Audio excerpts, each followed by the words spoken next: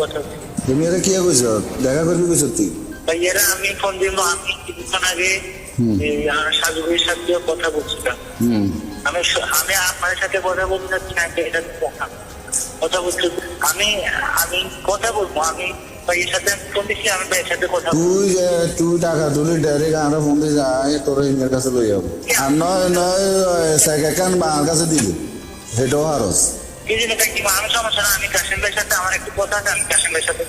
নুসরাতের ভাই নোমান এরকম চাঁদাবাজি করেছে আওয়ামী লীগ নেতা রুহুল আমিনের পরিবারের কাছ থেকেও।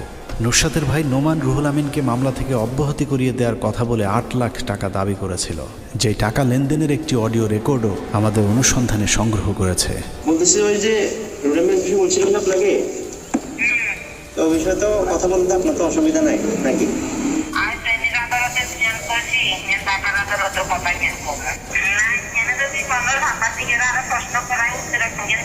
নুসরাতের মৃত্যুর পর এভাবেই নুসরাত তার পরিবারের কাছে হয়ে ওঠে সোনার ডিম পাড়া এক হাঁস। নুসরাতের উপর ভর করে সোনাগাজীর আওয়ামী লীগের পুরো নিয়ন্ত্রণ চলে যায় নুসরাতের পরিবারের হাতে। আওয়ামী লীগের নেতা টেতা তো মামুলি বিষয়, চাইলেই প্রধানমন্ত্রী পর্যন্ত অনায়াসে ঘুরে আসতে পারতেন নুসরাতের 2 ভাই।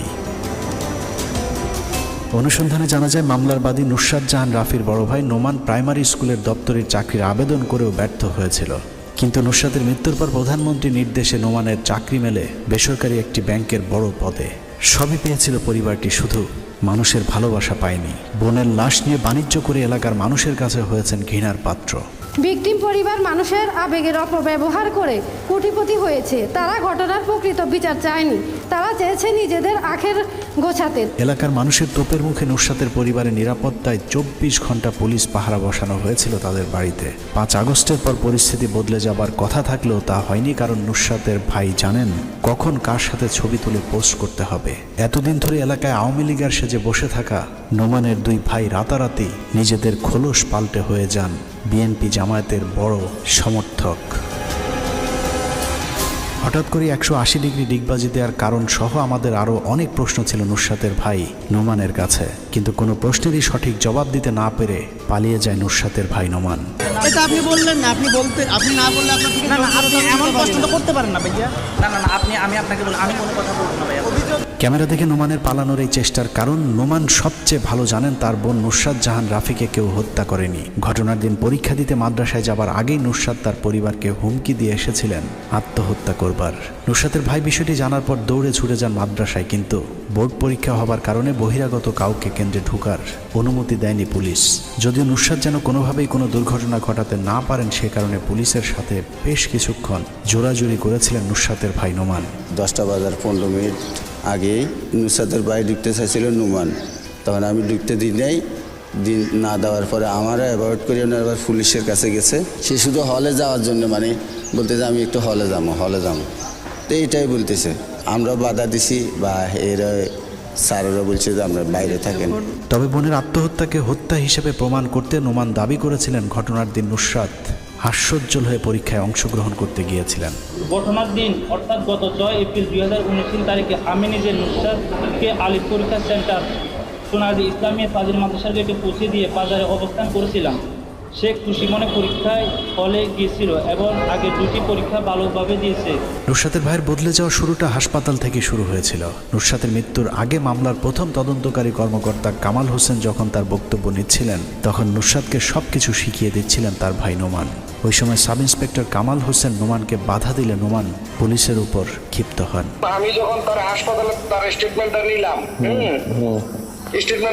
তখন তো সে একটাবারের জন্য বলে নাই যে এমুক। সাব ইন্সপেক্টর কামালের সাথে স্থানীয় একজন সাংবাদিকের কথোপকথনের একটি পুরাতন রেকর্ড আমাদের হাতে পৌঁছেছে, যেখানে কামাল হোসেন স্বীকার করেন সোনাগাজী থানা পুলিশের তদন্তকারী দল তাদের অনুসন্ধানে আত্মহত্যার প্রমাণ পেলেও অবিশ্বাস্য নাটকীয়ভাবে পিবিআই এটাকে হত্যাকাণ্ড হিসেবে প্রতিষ্ঠিত করার সর্বোচ্চ চেষ্টা করেছেন। আল্লাহ তো একজন আছে, আমার খুব কষ্ট হয় ভাই। আসল কথা হলো কি, মেয়েটা বুঝতো না যে এই ঘটনা করলে পিবিআইয়ের ওই সময়ের উপপরিচালক জাহাঙ্গীর আলম তার এক ফেসবুক পোস্টে ওই সময় সোনাগাজী বাসীর উপর ঘটে যাওয়া পিবিআই নির্যাতনের রোমহর্ষক বর্ণনা দিয়েছেন।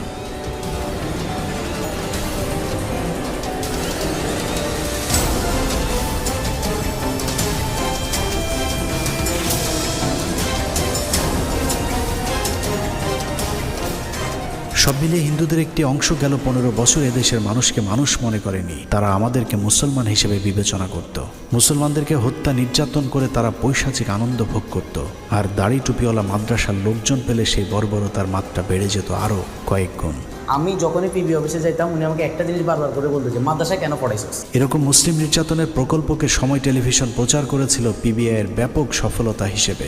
সময় টিভির সাথে যুক্ত হয়েছিল আওয়ামী আইনজীবী ব্যারিস্টার সুমন, যিনি বনোজ কুমারের পথের কাঁটা সরিয়ে দিতে ওসি মুয়াজ্জেমের বিরুদ্ধে মাঠে নামেন। সাবেক ওসি মুয়াজ্জেমের বিরুদ্ধে গ্রেপ্তারি পরোয়ানা জারি করেছেন। আমি ধন্যবাদ জানাচ্ছি পিবিআইকে। আমার জীবনে এত সুন্দর স্পষ্ট অল্প সময়ের মধ্যে এরকম রিপোর্ট আমি দেখিনি। এভাবেই নুসরাতের অর্থলোভী পরিবার পিবিআইয়ের বনজ, সময় টেলিভিশন আর ব্যারিস্টার সুমনের পরিচালনায় একটি হাউসফুল নাটক তৈরি করা হয়েছিল, যে নাটকে সোনাগাজীর 16টি পরিবার ধ্বংস হয়ে গিয়েছে। মানসিক আর্থিকভাবে ক্ষতিগ্রস্ত পরিবারগুলোর সদস্যরা বিনা কারণে অন্ধকার কন্ডেম সেলে বন্দী আছে গেল 6টি বছর ধরে, অথচ তারা জানেও না কি তাদের অপরাধ।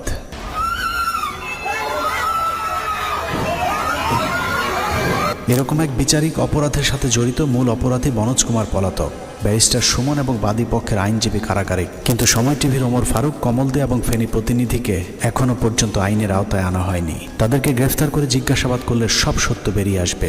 এই মামলার গুরুতর আরেকজন অপরাধী মামলার তৎকালীন বিচারক নিজেই। ওই বিচারক বনজের সাথে হাত মিলিয়ে এক গাঁজাখুরি রায়ের মাধ্যমে 16 জনের জীবন থেকে সোনালি 6টি বছর শেষ করে দিয়েছে। অতএব তাকে দ্রুত বিচারের আওতায় আনতে হবে। এছাড়া পিবিআইয়ের একজন কর্মকর্তা ছিল যার নাম শাহ আলম। এই শাহ আলম ছিল বনোজ কুমারের ক্যাশিয়ার। বিভিন্ন পরিবারের কাছ থেকে শাহ আলমের বিরুদ্ধে জোরপূর্বক টাকা নেয়ার ভয়ঙ্কর অভিযোগ রয়েছে। কথা হয়েছে তো এর সাথে শাহ আলমের সাথে। শাহ আলমে আমার 2 দিন খবর দিই। আমার শাহ আলম ভাই ফোন দিল, ফোন দিবার পরে বলেন কি আপনি এখন আসেন। আমাদের থেকে ওরা 3-4 লাখ টাকা নিছে। এই যে নির্যাতনটা ছেলেদেরকে করছে, আমাকে বলছেন কি যে এভাবে বলতে হবে, বাধ্য আমাকে বলতে হবে এইভাবে। এরকম এক নরকের মাঝেই দীর্ঘ 15 বছর ধরে বাংলাদেশের মানুষ বসবাস করেছেন। দেশ স্বাধীন হয়েছে প্রায় 10 মাস হয়েছে।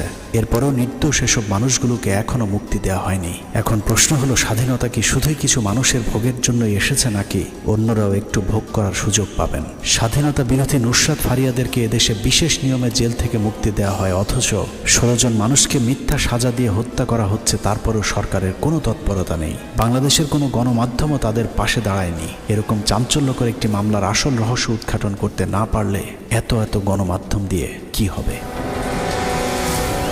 কোনো যদি কিন্তু নয়। ফেনীর কথিত নুসরাত হত্যাকাণ্ডের নামে যাদেরকে আটক রাখা হয়েছে তাদেরকে দ্রুত সময়ের মধ্যে মুক্তি দিতে হবে। সেই সাথে তাদের যে অপূরণীয় ক্ষতি করা হয়েছে তার ক্ষতিপূরণও দিতে হবে পরিবারগুলোকে। আল্লাহ হাফেজ।